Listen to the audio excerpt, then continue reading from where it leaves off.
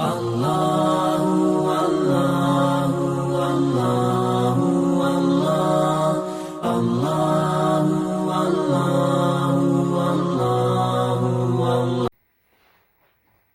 لله رب العالمين والصلاة والسلام على سيد الأنبياء والمرسلين أما بعد رب اشرح لي صدري ويسر لي أمري واحلل عقدة من لساني يفقهوا قولي رب زدني علما سبحانك لا علم لنا إلا ما علمتنا إنك أنت العليم الحكيم اللهم ألهمني رشدي وأعذني من شر نفسي أعوذ بالله من الشيطان الرجيم بسم الله الرحمن الرحيم إن الذين كفروا سواء عليهم أأنذرتهم أم لم تنذرهم لا يؤمنون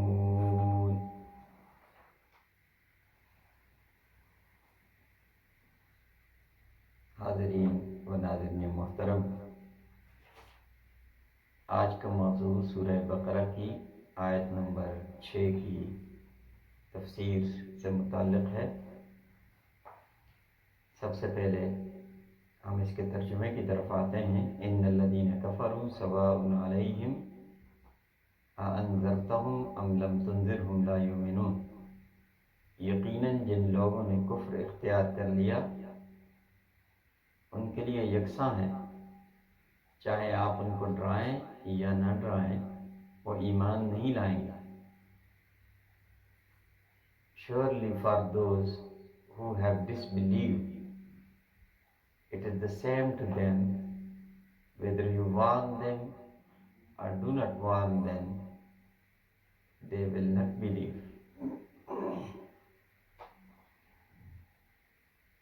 اس کے بعد آیت میں جو اہم الفاظ آئے ہیں ان کی توضیح ہوگی۔ سب سے پہلا لفظ ہے کفرو۔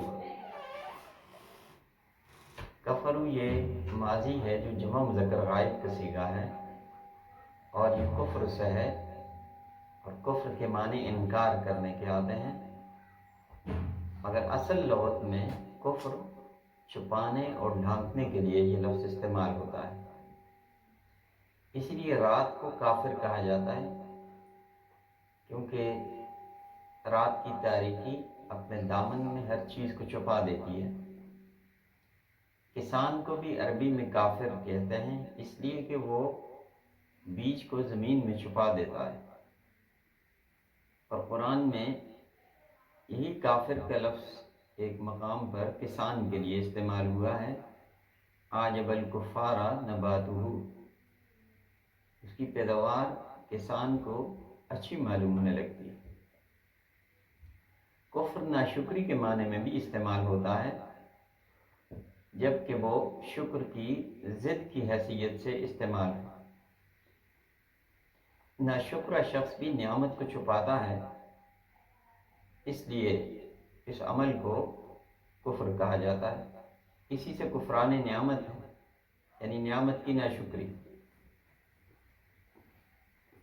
قرآن میں کفر کو شکر کے بالمقابل بھی استعمال کیا گیا ہے، جیسا کہ سورہ نمل میں ہے لیبلونی اشکر ام اکفر، تاکہ وہ مجھے آزمائے کہ میں شکر کرتا ہوں یا کفر یعنی ناشکری۔ اگر کفر ایمان کے بالمقابل استعمال ہو تو یہ انکار کے معنی میں آتا ہے۔ کافر کو اسی لیے کافر کہا جاتا ہے کہ وہ انکار کرتا ہے اور انکار کے ذریعے حق کو چھپاتا ہے۔ امام راغب رحمۃ اللہ علیہ کے نزدیک جب کافر کا لفظ مطلق استعمال ہو تو اس سے وہ شخص مراد ہوتا ہے جو توحید، شریعت اور نبوت یا ان میں سے کسی چیز کا انکار کرتا ہے۔ کفران عام طور پر نعمت کے انکار کے معنی میں استعمال ہوتا ہے، اور کفور نعمت کے ساتھ ساتھ حق کے انکار کے لیے بھی بولا جاتا ہے۔ اصطلاحی شریعت میں کفر کی تعریف کیا ہے؟ مشہور تعریف کے مطابق تکذیب النبی صلی اللہ علیہ وسلم فی شیء من ضروریات الدین، جو چیز ضروریات دین سے تعلق رکھتی ہو اس میں کسی ایک بات میں بھی نبی صلی اللہ علیہ وسلم کی تکذیب، تردید اور انکار، یہ کفر ہے۔ ضروریات دین سے مراد وہ تمام امور ہیں جن پر ایمان لانا ضروری ہے، مثلا نماز، زکوٰۃ، روزہ، حج، ان کی فرضیت اور سود اور شراب وغیرہ کی حرمت، ان پر اعتقاد رکھنا، چاہے وہ چیزیں ان کا ذکر قرآن میں ہے یا سنت میں ہے۔ جو چیز بھی تواتر اور قطعیت کے ساتھ نبی کریم صلی اللہ علیہ وسلم سے ہم تک پہنچی ہے اس کا انکار کفر ہے۔ اس تکذیب اور انکار کی مختلف شکلیں ہیں جن کی بنیاد پر اہل علم نے کفر کی مختلف اقسام ذکر کی ہیں۔ مثلا امام بغوی رحمۃ اللہ علیہ نے کفر کی 4 اقسام ذکر کی ہیں۔ سب سے پہلا کفر انکار ہے، یعنی دل اور زبان سے دین کی قطعیات کا انکار، مثلا توحید اور رسالت وغیرہ کا انکار۔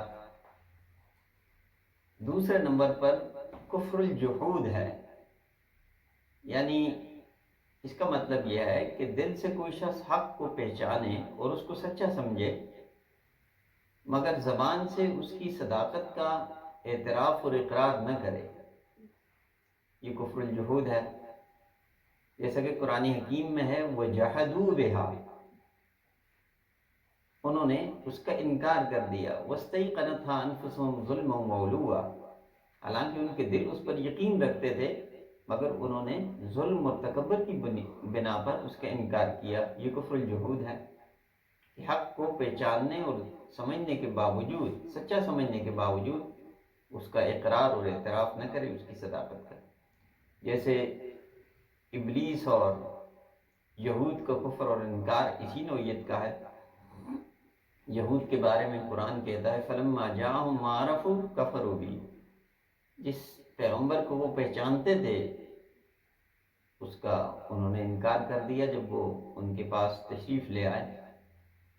تیسرا کفر جو ہے وہ کفر عناد ہے، یعنی دین حق کو دل سے سچا سمجھے، زبان سے اس کی صداقت کا اقرار بھی کرے مگر اسے قبول نہ کرے اور اطاعت کا راستہ اختیار نہ کرے، جیسا کہ جناب ابو طالب کا کفر، جس کا ذکر خود ان کے ان اشعار میں بھی ہے، کہ جس سے اندازہ ہوتا ہے کہ وہ کس نوعیت کا تھا۔ وہ فرماتے ہیں وَلَقَدْ عَلِمْتُ بِأَنَّ دِينَ مُحَمَّدٍ مِنْ خَيْرِ أَدْيَانِ الْبَرِيَّةِ دِينًا لَوْلَا الْمَلَامَةُ أَوْ حَذَارِ مَسَبَّةٍ لَوَجَدْتَنِي سَمْحًا بِذَاكَ مُبِينًا، یعنی مجھے معلوم ہے کہ دین محمد دنیا کے بہترین ادیان میں سے ایک دین ہے، اور اگر لوگوں کی ملامت اور گالی کا خوف نہ ہوتا تو مجھے دیکھتے کہ میں کھلے دل کے ساتھ اس کو قبول کر لیتا۔ چوتھے نمبر پر جو کفر ہے وہ کفر نفاق کہلاتا ہے۔ وہ یہ ہے کہ زبان سے دین حق کا اعتراف اور اقرار ہو، کسی دنیاوی مصلحت اور مفاد کی وجہ سے وہ ایسا کرے مگر دل میں تکذیب اور انکار ہو۔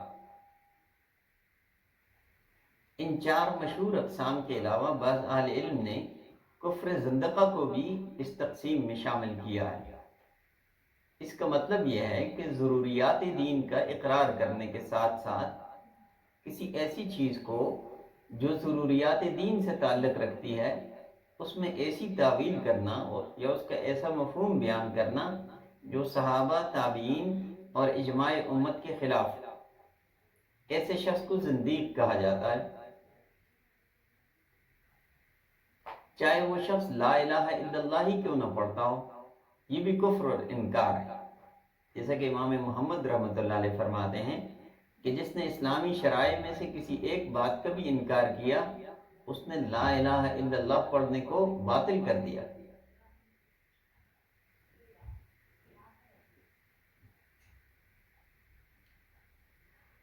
شاہ ولی اللہ رحمۃ اللہ علیہ نے مسوّع شرح موطا میں بھی زندیق کا یہی مفہوم بیان کیا ہے۔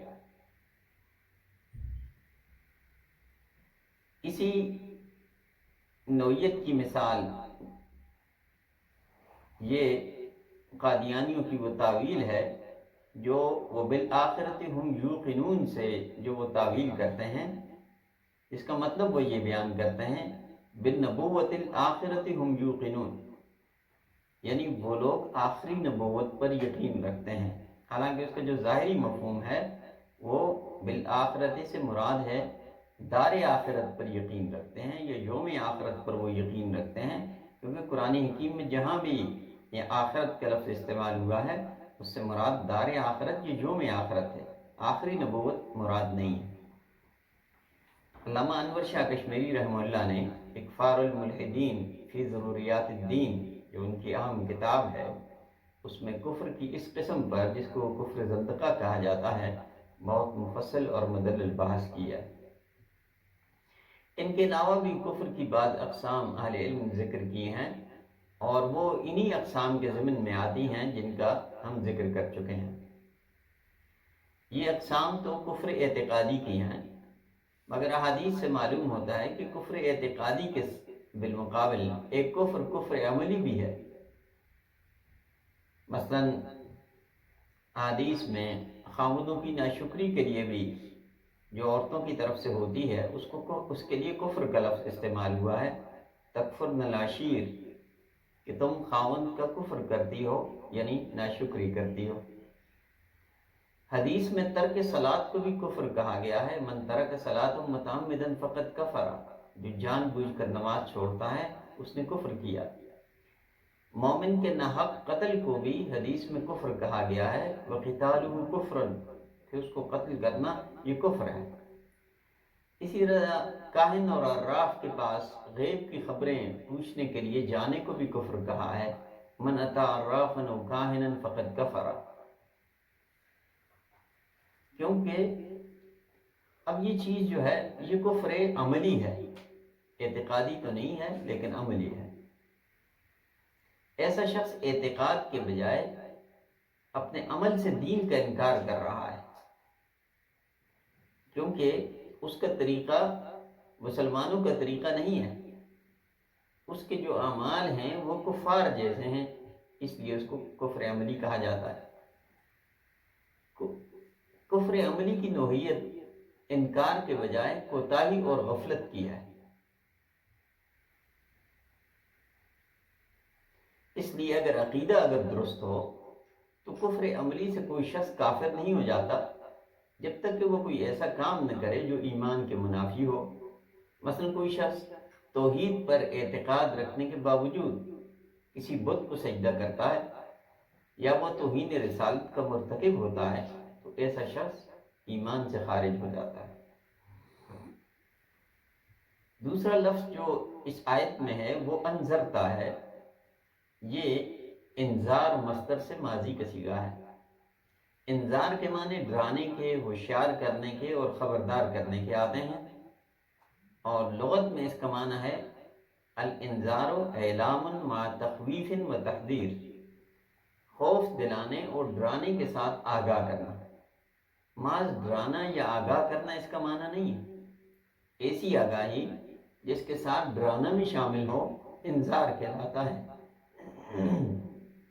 محض آگاہ کرنے کے لیے عربی میں انذار کے بجائے اشعار اور اخبار کے الفاظ استعمال ہوتے ہیں۔ انذار کے بالمقابل جو لفظ استعمال ہوتا ہے وہ ابشار یا تبشیر ہے، یعنی ایسی خبر دینا جس سے خوشی اور مسرت ہو۔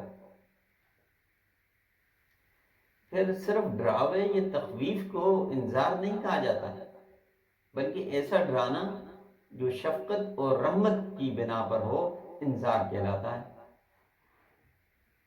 جیسے والدین اپنے بچوں کو آگ سے ڈراتے ہیں، سانپ، بچھو اور درندوں سے ڈراتے ہیں، یہ انذار ہے۔ اسی لیے جو چوروں، ڈاکوؤں اور ظالموں کے ڈرانے اور دھمکانے کو انذار نہیں کہا جاتا، اس لیے کہ وہ اس کے پیچھے وہ محبت اور شفقت اور خیرخواہی کا جذبہ نہیں ہوتا۔ نہ ہی انہیں نذیر کہا جاتا ہے، نذیر کے معنی ڈرانے والے کے ہیں، یہ تو انبیاء علیہ السلام کے لقب ہے کہ وہ انسانوں کو ہمدردی، خیرخواہی، شفقت اور محبت کی بنیاد پر ڈراتے ہیں۔ کس چیز سے ڈراتے ہیں؟ اعمال کے برے نتائج سے ڈراتے ہیں، آخرت کے خطرات سے ڈراتے ہیں، اس لیے انہیں نذیر کہا جاتا ہے۔ اور وہ اعمال کے اچھے بہترین نتائج کی بشارت اور خوشخبری سناتے ہیں دنیا اور آخرت میں، اسی لیے ان کا لقب بشیر بھی ہے۔ انذار اور تبشیر یہ پیغمبر کے جو دو بنیادی فرائض ہیں یہ ان میں شامل ہیں۔ انذرتم میں حمزہ استفہام کے لیے ہے، اسی طرح ام بھی، ام جو یہاں اس آیت میں بھی ہے یہ بھی استفہام کے لیے آتا ہے، مگر جب وہ سوا کے ساتھ استعمال ہو، جیسے یہاں سواء علیہم ہے، تو پھر اسے حمزہ التسویہ کہا جاتا ہے۔ اس صورت میں اس کا معنی یعنی استفہام نہیں ہوتا، یعنی کیا معنی نہیں ہوتا، بلکہ اس کے بجائے خاک کے ساتھ اس کا معنی کیا جاتا ہے اور اس کے ساتھ ام لگاتے ہیں، جیسا کہ اس آیت میں یہ معنی ہے اَأَنذَرْتَهُمْ أَمْ لَمْ تُنذِرْهُمْ، خواہ آپ انہیں ڈرائیں یا نہ ڈرائیں۔ یہ تو اس آیت میں موجود اہم الفاظ ہیں جن کی یہ توضیح ہے۔ اب ہم آتے ہیں آیت کی تفسیر کی طرف۔